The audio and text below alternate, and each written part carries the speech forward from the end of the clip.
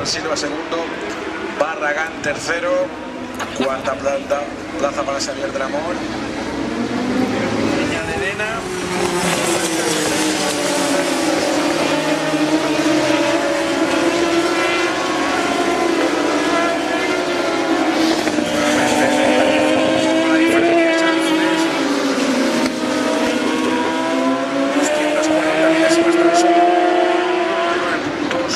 Santiago Barragán segundo con 95,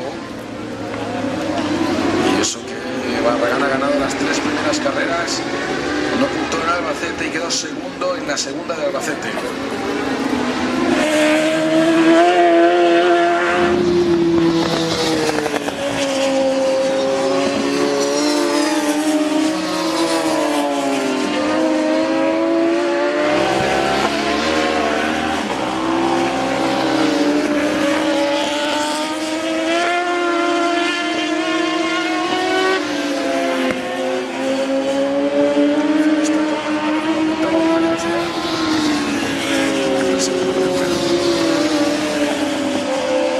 Ferran Casas noveno,